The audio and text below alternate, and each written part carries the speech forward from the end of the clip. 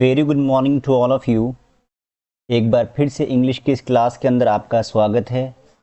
आज हम लोग पढ़ेंगे बिहार बोर्ड की 12th क्लास की बुक रैम्बो से एक और इंटरेस्टिंग चैप्टर को पढ़ने वाले हैं, एक और इंटरेस्टिंग पोइट्री को पढ़ने वाले हैं जिसका नाम है मैकेविटी द मिस्ट्री कैट। यहाँ हम एक बिल्ली के बारे में पढ़ेंगे। बहुत ही रहस्यमय बिल्ली है और इसके बारे में हम तफसील से पढ़ेंगे। बहुत ही इंटरेस्टिंग स्टोरी है। बने रहिएगा वीडियो में और एंड तक देखिएगा क्या है। बहुत सारी वोकेबलरी न्यू आ रही है इसके अंदर। इसके राइटर का नाम है टी.एस. इलियट। पहले हम अपने तरीके के मुताबिक राइटर के बारे में थोड़ा जानेंगे, उसके बाद पूरी पोइट्री को पढ़ेंगे, ठीक है। और क्या कहना चाहते हैं देखिए, सबसे पहले हम पढ़ेंगे राइटर के बारे में। इनका नाम है थॉमस टर्न इलियट, जिनको हम टी.एस. इलियट के नाम से जानते हैं। बहुत ही मशहूर शख्सियत है, याद रखिएगा। कहते हैं ये पैदा हुए 1888 में और इनकी मृत्यु हुई 1965 में। ओके, ये कौन है? एक शायर हैं, ठीक है। और क्या है? एसिस्ट कहते हैं निबंधकार को, जिसको हम उर्दू में मजमून निगार बोलते हैं। प्ले राइट का मतलब होता है नाटककार, ओके, जिसको हम ड्रामा निगार बोलते हैं। लिटरेरी क्रिटिक हैं, मतलब साहित्य आलोचक हैं, यानी कि अदबी नाकिद हैं ये। उसके बाद ये एडिटर हैं, यानी कि संपादक, जिसको हम उर्दू में मुदीर बोलते हैं। तो याद रखिएगा, पोएट थे, एसिस्ट थे यानी कि निबंधकार थे, उसके अलावा प्ले राइट थे यानी ड्रामा निगार थे, नाटककार थे, नाटककार का मतलब नाटक करने वाले नहीं, नाटक लिखने वाले, ठीक है। लिटरेरी क्रिटिक यानी कि साहित्य आलोचक, उसके अलावा अदबी नाकिद भी थे, जिसको हम उर्दू में कहते हैं लिटरेरी क्रिटिक को। एडिटर भी थे यानी संपादक थे। 20वीं सदी में, याद रखिएगा, 20वीं सदी में बहुत ही मशहूर शख्सियत थी किसकी? इंग्लिश लैंग्वेज मॉडर्निस्ट पोइट्री की, ठीक है। आधुनिकतावादी जो कविता है मॉडर्निस्ट पोइट्री में, ये बहुत बड़ा फिगर है, सेंट्रल फिगर ही। देखिए, सेंट्रल फिगर के नाम से जाने जाते हैं इनको। अगर आप कोई भी इंग्लिश लिटरेचर पढ़ रहा है तो अगर कोई शख्स इनको नहीं जानता है तो वो गोया कि उसने कंप्लीटली नहीं पढ़ा है। ये हर स्कूल, यूनिवर्सिटी, कॉलेज के सिलेबस में होते हैं। जैसे विलियम शेक्सपियर हैं, ठीक है, और उसी तरीके से ये हैं। बहुत सारी शख्सियात हैं जिनको आप नज़रअंदाज नहीं कर सकते, ओके। तो ये है टी.एस. इलियट। अच्छा, इनका एक नाम क्रिटिक के लिए जो है, मैंने आपको बताया कि आलोचना के लिए बहुत ज़्यादा मशहूर हुआ था। कभी ये शायद अपने टाइम में ये फादर ऑफ क्रिटिक भी रहे हैं, एज आई नो, जैसा जहाँ तक मुझे मालूम है। तो मुझे ये लगता है कि ये जो हम पोइट्री पढ़ने वाले हैं, मैकेविटी द मिस्ट्री कैट, इसके अंदर इन्होंने बिल्ली को निशाना बनाया है, लेकिन डायरेक्ट बिल्ली को नहीं कहा है, बट ये कि इनसे मुराद इंसान लेते हैं। हालांकि इसमें बिल्ली की हरकतों को, लेकिन कुछ कुछ बातें ऐसी हैं जो इंसानों से मिलती हैं। मुझे ऐसा लगता है, चूंकि ये एक नाकिद थे, आलोचक थे, तो इन्होंने अपनी आलोचना की इंसानों के ऊपर कि इंसान कैसे हो चुके हैं। पूरी कहानी बताएंगे आपको। तो गोया वर्ड टू वर्ड तो बिल्ली के बारे में है, लेकिन आपको याद रखना है दरअसल ये सिर्फ बिल्ली नहीं है, इंसान भी हो सकते हैं, क्योंकि कुछ हरकतें सिर्फ वो ऐसी हैं जो बिल्ली की नहीं हो सकती, ठीक है। तो ये तनकीद भी हो सकता है, एक आलोचना भी हो सकती है। थोड़ा सा इनके बारे में और जानते हैं। कहाँ पैदा हुए? मिजूरी एक जगह है यूएसए के अंदर, यूनाइटेड स्टेट ऑफ अमेरिका, वहाँ पैदा हुए थे। कहाँ? एक फैमिली का नाम बोस्टन फैमिली, वहाँ पैदा हुए थे। बाद में वो इंग्लैंड में 1914 में मूव कर गए थे 25 साल की एज में। ये सारी चीज़ें जो मैं आपको बता रहा हूँ, ये मतलब बहुत ही ज़्यादा इंपॉर्टेंट है और ये आपके ऑब्जेक्टिव टाइप के अंदर आ सकता है। 39 साल की उम्र में ये ब्रिटिश सिटीजन हो गए, ठीक है। He became the British citizen in 1927 at the age of 39। ये याद रखिएगा। ये भी आपसे सवाल पूछा जा सकता है कि कौन से साल के अंदर या कब जो है वो ब्रिटिश सिटीजनशिप उनको मिल गई थी।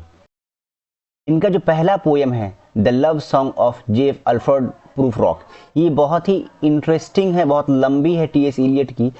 तो इसमें क्या है, एक जो है इस पोइट्री के अंदर इन्होंने बताया कि एक बूढ़ा शख्स है जिसका नाम है जे अल्फ्रेड प्रूफरॉक।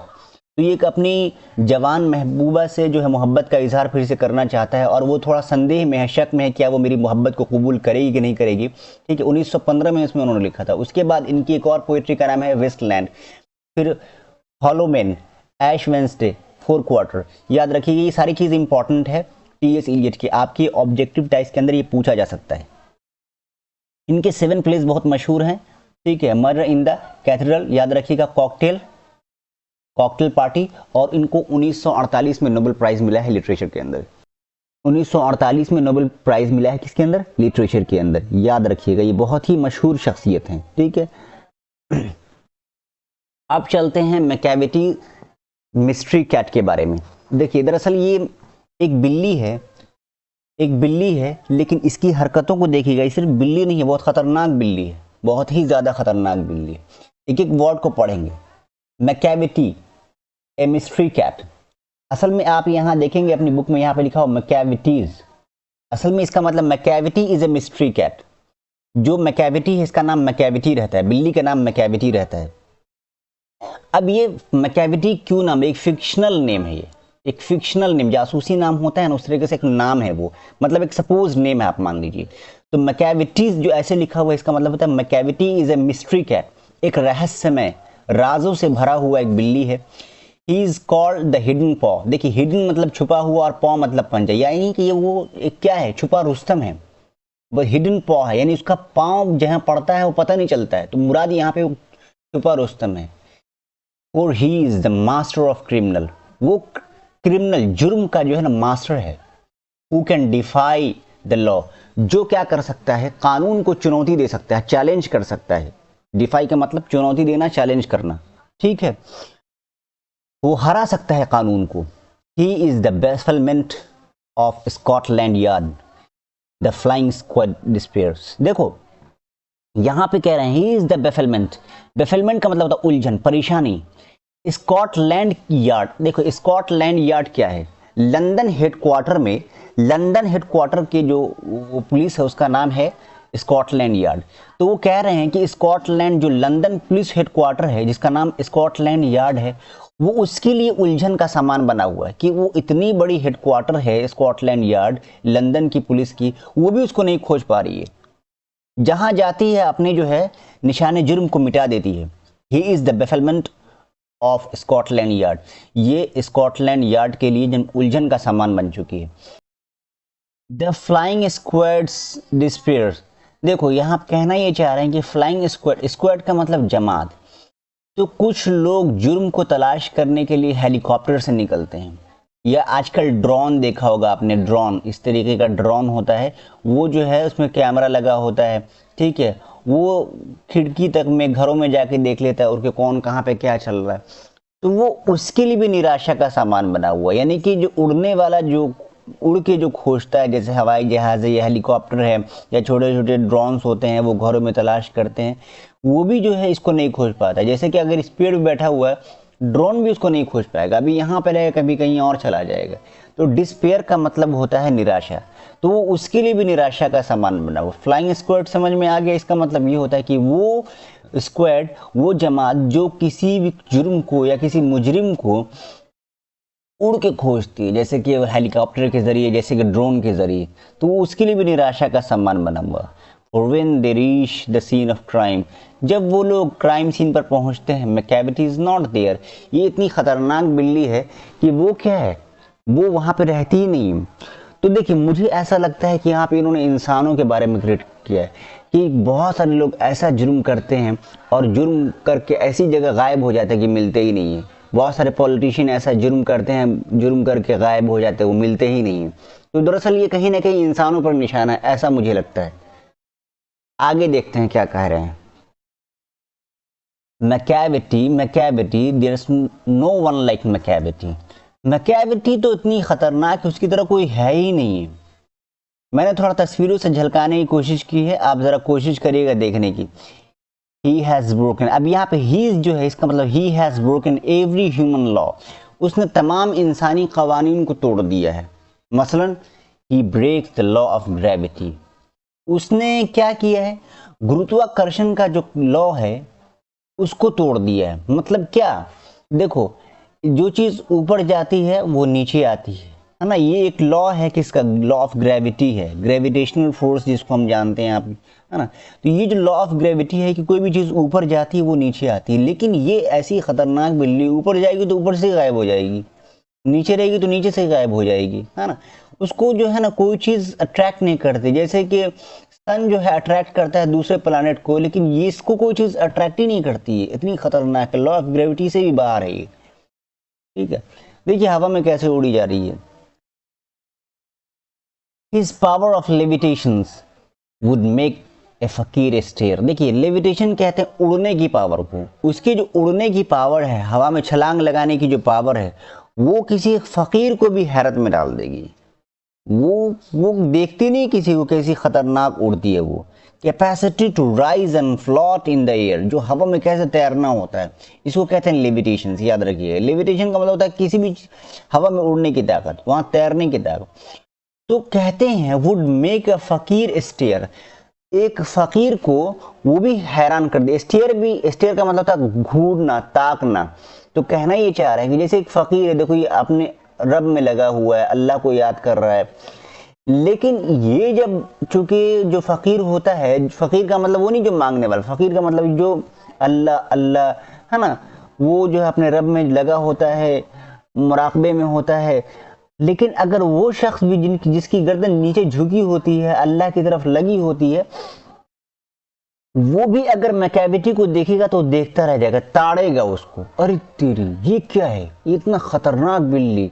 मतलब उसका भी जो है ना वो जो पावर ऑफ, वो क्या कहते हैं उसको, वो जो मुराकबे की जो ताकत होती है, ठीक है, किसी चीज को जो है ना उसकी जो ध्यान लगाने की जो पावर होती है, वो उसको भी, फकीर की ध्यान लगाने की पावर को भी वो खत्म कर देगा। तो जो ध्यान भंग कर देता है, मतलब कहना चाह रहे हैं हिज पावर ऑफ लेविटेशन, उसके उड़ने की जो ताकत है, वुड मेक अ फकीर स्टेयर, वो क्या करेगी, फकीर को भी हैरान कर देगी। स्टेयर का मतलब वो भी ताकता रह जाएगा, जबकि वो जो फकीर होता है वो बिल्कुल लोग, उसको दुनिया से मतलब नहीं रहता, वो तो कोई आए चाहे जाए वो अल्लाह अल्लाह करते रहता है ना, वो रब में झुका रहता है, नमाज पढ़ता रहता है, वो रब को राजी करने में लगा रहता है।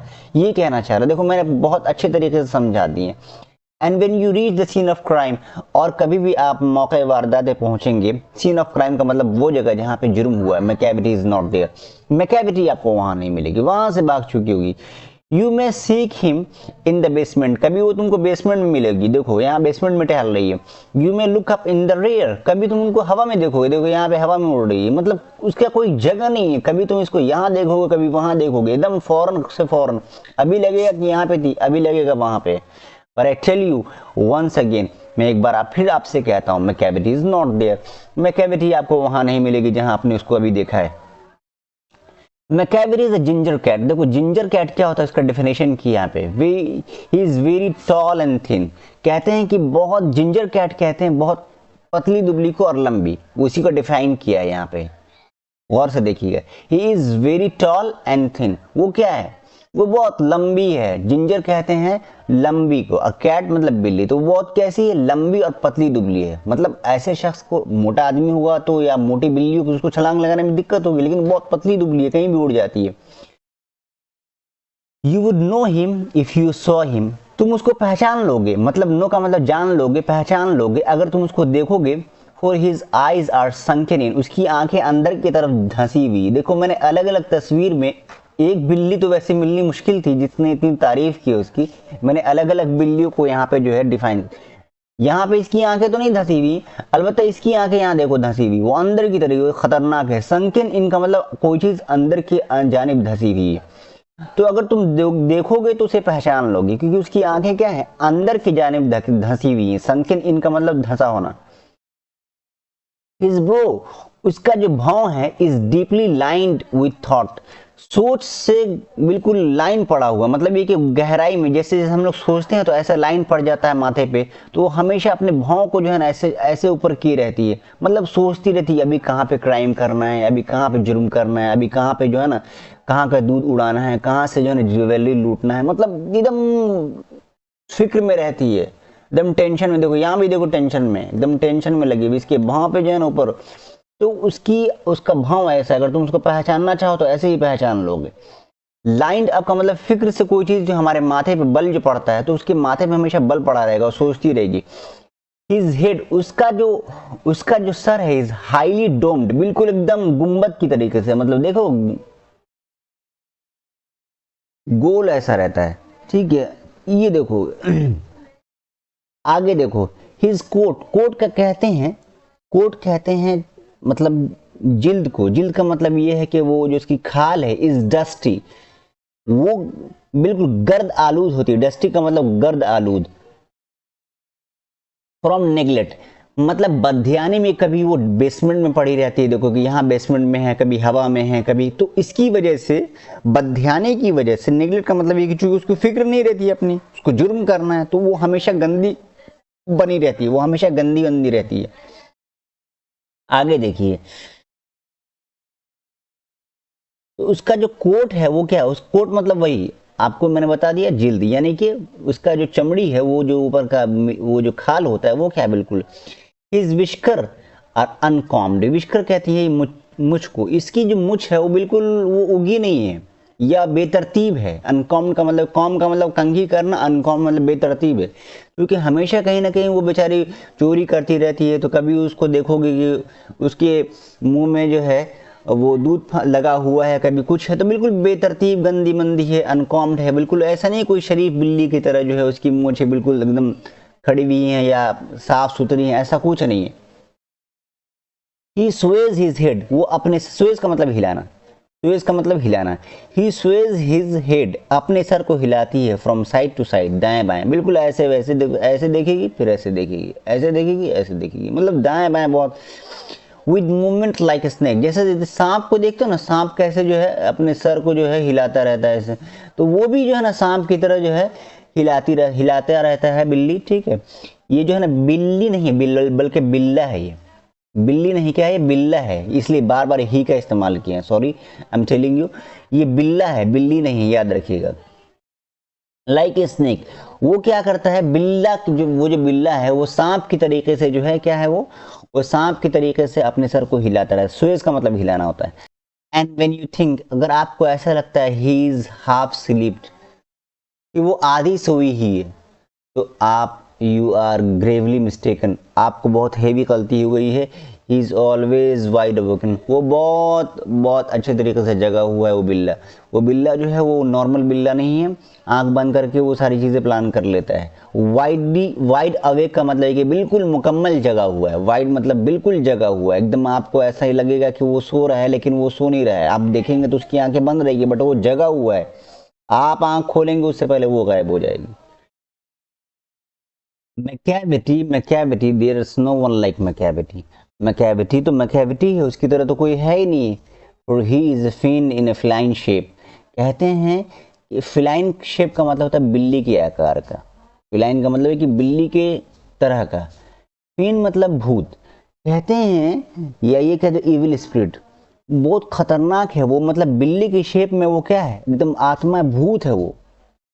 ए मॉन्स्टर ऑफ डिप्रेविटी, डिप्रेविटी कहते हैं जुर्म को, तो ये जुर्म का जो है ना वो राक्षस है वो, मॉन्स्टर का मतलब राक्षस, मॉन्स्टर का मतलब क्या होता है, राक्षस, और डिप्रेविटी का मतलब होता है करप्शन, और जुर्म का जो है ना राक्षस है वो, जहाँ देखोगे वहीं जो है सबका वो हेड वही है।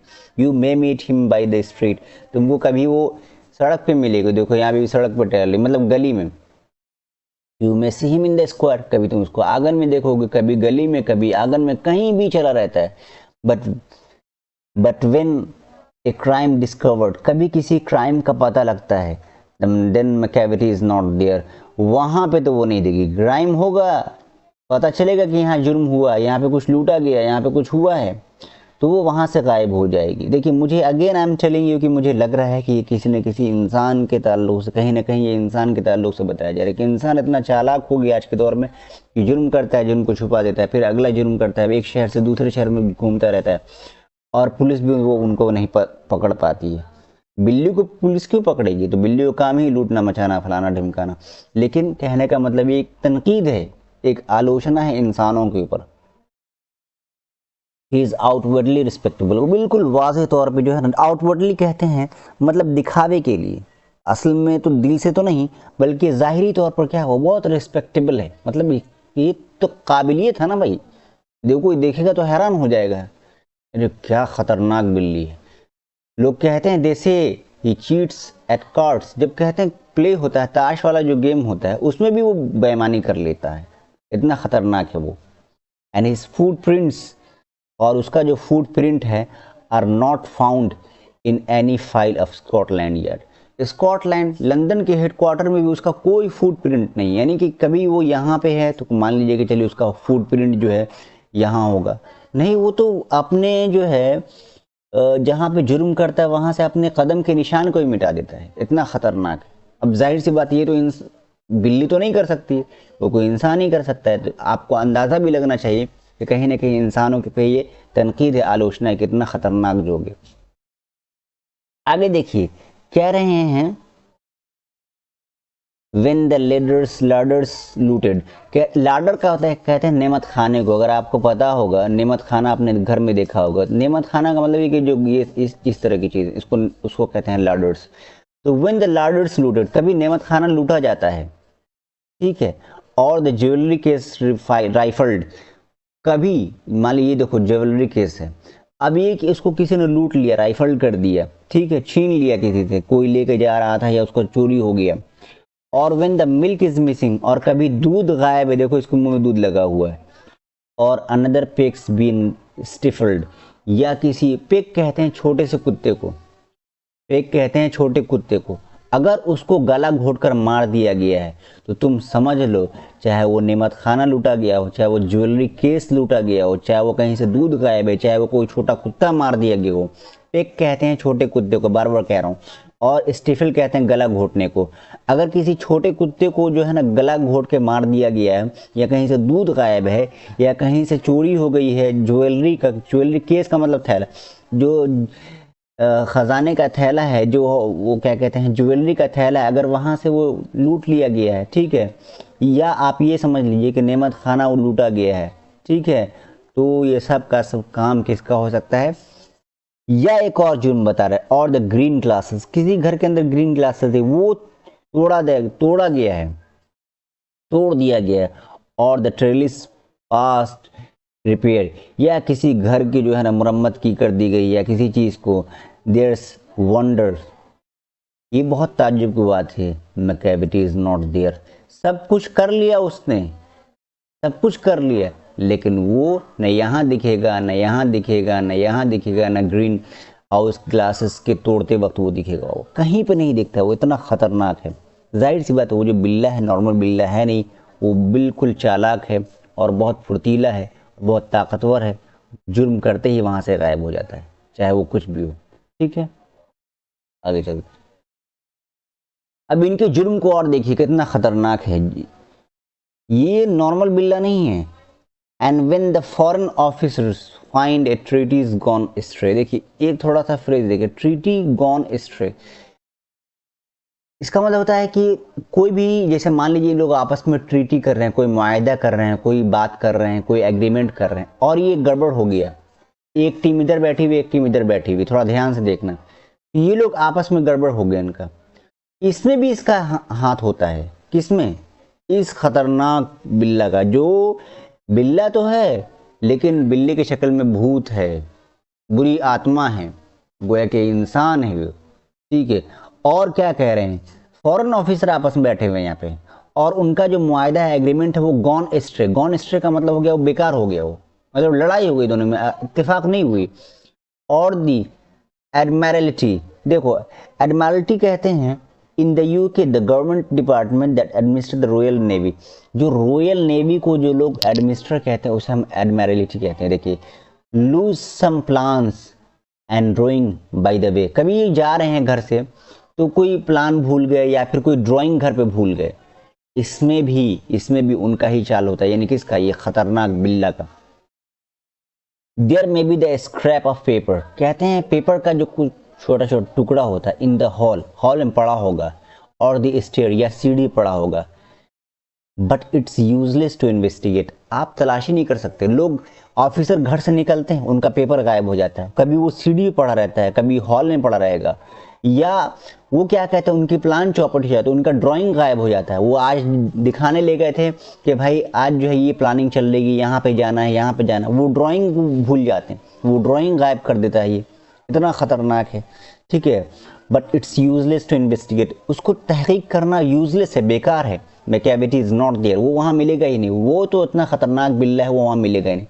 And when the loss has been disclose, या कोई भी नुकसान का पता चला है, द सीक्रेट सर्विस से ही, वो कहते हैं कि वो ना वहाँ पे नहीं मिलेगा, वो लोग कहते हैं, द सीक्रेट सर्विस कहते हैं, ये बड़े बड़े लोग कहते हैं कि वो तो वहां पे नहीं गए, बट होगा कौन? It must have been Macavity. वो मैकेविटी हो सकता है। कोई भी जुर्म का पता लगा, कहीं से भी कुछ पता लगा, हर जुर्म के अंदर ये रहता है। इंसानों के दरमियान झगड़ा करना, उनका ड्राइंग गायब करना, उनका प्लान खराब करना हो, है ना, कुछ भी करना हो, वो कौन किसका काम हो सकता है? लोग कहते हैं, सीक्रेट सर्विस कहते हैं, जो लोग गवर्नमेंट जॉब करते हैं वो कहते हैं कि बिल्कुल ये तो मैकेविटी का काम है। अब जाहिर सी बात है, देखिए मैं अगर आपसे टेलिंग यू कि आप देखिए इस तरह का काम कौन कर सकता है? क्या कोई बिल्ला कर सकता है? नहीं, ये एक इंसान का काम हो सकता है। किसी का ट्रीटी खराब करना, है ना, किसी के एग्रीमेंट को ख़राब करना, है ना, किसी के प्लान को ख़राब करना, किसी का ड्राइंग चोरी करना। देखिए एक और मिसाल और देता हूँ। जैसे मान लीजिए कि दो जजों के दरमियान आज फैसला होना है, दो लोगों के दरमियान आज फैसला होना है, ठीक है, एक पार्टी ए पार्टी बी। तो इनके पास जो लोग मुजरिम हैं उनके पास कोई गवाह नहीं होता है कि भाई उसके साथ साथ, और लेकिन जो लोग इंसाफ वाले हैं उनके पास कोई बूढ़ा आदमी या कोई भी ऐसा। तो ये लोग जो मुजरिम होते हैं ये क्या करते हैं? इनके गवाहों को मार देते हैं, मार देंगे उनके गवाहों को, या कहीं इसको गायब कर देंगे, उनका पेपर चोरी कर लेंगे, कल तुम क्या पेश करोगे। तो ये दरअसल किसका काम होता है? इंसानों का काम होता है। उसी से ताल्लुक जो है, इतना खतरनाक पेपर या कुछ भी इस तरीके से मेन पेपर्स जो है वो गायब कर देते हैं। तो वो किसका काम हो सकता है? बिल्ला का काम हो सकता है। It must have been Macavity. वो तो मैकेविटी होगा, but he is mile away. वो तो लाखों दूर है भाई। माइल अवे का मतलब बहुत दूर है, कोसों दूर है। You will be sure to find him resting. कभी तुम उसको आराम करते देखोगे। और लिकिंग ऑफ हिज थंब। देखो ये जो मैंने इसको हाईलाइट किया, इसका दो मतलब होता है। Lick of his thumb, lick of somebody's thumb. कहते हैं इसका दो माना होता है। या तो ये देख रहे हो, बिल्ली जो है ना अपना थंब चाटती है, बिल्लियों की आदत होती है। ये बिल्ली जो है अपना थंब चाटते, कभी तुम उसको आराम करते देखोगे, कभी देखोगे अपना पाँव जो है, जो पाँव जो है पंजा, उसको पैर को चाट, अंगूठे को चाटती रहेगी, बदन को चाटती रहती है, साफ करती है बिल्ली अपने बदन को, ठीक है। एक मतलब ये होता है जो इसका लफ्जी माना। दूसरा मतलब ये होता है कि हिसाब किताब करना। लिक ऑफ हिज थंब मतलब वो उंगली पर जोड़ती रहती कि अच्छा अभी यहाँ पे काम हो गया, फिर ये हो गया, नंबर 2, फिर 3। इसका मतलब होता है हिसाब किताब करना। यानी कि लिक ऑफ हिज थंब का मतलब कि वो हिसाब किताब करती रहती है कि अच्छा स्कॉटलैंड का काम हो गया, यहाँ पे हो गया, यहाँ पे हो गया, अभी ये घर लूटना है, अभी ये दूध लूटना है, अब इसको मारना है, अभी इसकी जुर्म का हिसाब किताब। या देखिए, और engage doing complicated long division, या वो लंबा चौड़ा हिसाब लेके बैठी रहती कि अच्छा अच्छा अच्छा जो है अब कहाँ पे क्या करना है, अब कहाँ पे क्या करना। डिवीजन सम मतलब हिसाब किताब जोड़ना, ठीक है। और वो भी नॉर्मल नहीं होता, लंबा लंबे लंबे लंबे प्लानिंग होती है कि छोटी छोटी प्लानिंग नहीं होती, बहुत बड़ी बड़ी प्लानिंग होती है। ओके, आगे देखिए, Macavity. Macavity, there is no one like Macavity. Macavity तो मैकेविटी है, उसकी तरह कोई नहीं हो सकता। अब देखो इसके बारे में बता रहे हैं कैसी है। There never was a cat of such deceitfulness and suavity. कहते हैं कि इतना खतरनाक जिसके अंदर छल कपट हो, है ना, और सोविटी कहते हैं चापलूसी पूर्णता, मतलब चापलूसी से भरी हुई। देखो कि मुस्कुराएगी लेकिन वो जुर्म कर देगी। भोलेपन के अंदर जुर्म होता है। जो कहते हैं शरीफ आदमी ही दिख रहा है, लेकिन ये दिख नहीं रहा शरीफ, बल्कि क्या है, वो खतरनाक है, वो बहुत खतरनाक बिल्ला है वो। डिसीटफुलनेस, वो छल कपट से भरा पड़ा है, वो ऐसा तो कोई है ही नहीं है। ऑलवेज है एलिबी, उसके पास तो कहने का मतलब है एक्सक्यूज का भरमार है। एंड 1 और 2 स्पेयर, मतलब ये कि मान लीजिए कि अगर कहीं पे कोई जुर्म साबित करना हो तो उसके पास एलिबी का मतलब होता है कोई एक्सक्यूज या डिफेंस, कोई गवाह। तो अगर इसको किसी गवाह की जरूरत पड़ती है तो इसके पास इतने गवाह होते हैं कि 1 और 2 स्पेयर, 1-2 तो खाली रह जाते हैं, मतलब समझिए कि 8-10 रहते हैं इसके पास, और 1-2 ऐसे ही खाली रह जाते हैं, 4-5 उसके काम आ जाते हैं। मतलब इतना खतरनाक, ये अपने जुर्म के लिए एलिबी यानी कि एक्सक्यूज और डिफेंस को भी तैयार करके रखता है। इतना ज़बरदस्त है प्लानर है कि मतलब मान लीजिए कि मुझे गवाहों की ज़रूरत है कहीं भी, तो मेरे पास 10 गवाह हैं, 4-5 गवाह हैं, 2-3 तो ऐसे ही पड़े रह जाएंगे। तो वही कह रहे हैं उसके पास इतना एक्सक्यूज है कि 2-4 एक्सक्यूज तो ऐसे ही दे गए, हम तो वहाँ पानी पी रहे थे, हम तो वो कर रहे थे, हम तो मौके वारदात में थे ही नहीं, हम तो उस दिन वहाँ थे। मतलब 2-4 तो उसके इतने मोटे मोटे कॉमन उसके एलिबी मतलब एक्सक्यूज होता है, बहाने इतने कॉमन है, इतनी आसानी से वो गवाही दे के निकल जाता है कि लोगों को कहेगा अरे नहीं नहीं तो सच बोल रहा है, बिल्कुल सच बोल रहा है, इतना खतरनाक बिल्ला है। At whatever time the deed took place, Macavity is not there. कहीं भी कोई जुर्म होता है, कहीं भी कोई काम होता है, मैं कैविटी तो नहीं मिलेगा, काम होगा लेकिन मैं कैविटी नहीं मिलेगा, करेगा वही लेकिन वो नहीं मिलेगा। एंड दे से, और वो कहते हैं, all the cats whose wicked deeds are widely known, जो कहती है तमाम बिल्लियां, तमाम बिल्ले, तमाम खतरनाक खतरनाक बिल्ले, तमाम बड़े बड़े जुर्म करने वाले बिल्ले, विक्ड कहते हैं शरारती कमीने को, तमाम खतरनाक बिल्लियां जिनकी डीड्स का मतलब वही कारनामे, आर वाइडली नोन, बहुत मशहूर हैं, जिनके कारनामे बड़े बड़े मशहूर, यानी कि बहुत बड़े बड़े मुजरिम, खतरनाक खतरनाक बिल्ले। मिसल आई माइट मेंशन, मैं आपको जो है मोंजेरी का नाम बताता हूँ, आई माइट मेंशन, है ना, ग्रिडलबोन, ये जो खतरनाक खतरनाक बिल्ले का नाम है, मतलब बता रहे हैं कि आप उनके बारे में सुने होंगे, ठीक है, मोंजेरी के बारे में आपने सुना होगा, है ना, ग्रिडलबोन के बारे में आपने सुना होगा, ये खतरनाक बिल्ले जिनके कारनामे बहुत मशहूर हैं। लेकिन मैं आपको बताता हूँ, ये जो बिल्ला है इसका भी बाप है, आर नथिंग, ये उसके सामने कुछ नहीं, ये उसके सामने पानी भरते हैं, कहते हैं वो उसके सामने पानी भरता है, more than agent of the cat, इस बिल्ली का एजेंट गुलाम है वो, ये क्या है, ये तो खतरनाक बिल्ला है। All the time just controls their operation, ये जो है ना, ये जो मैकेविटी है ये उसको कंट्रोल करता है। कौन?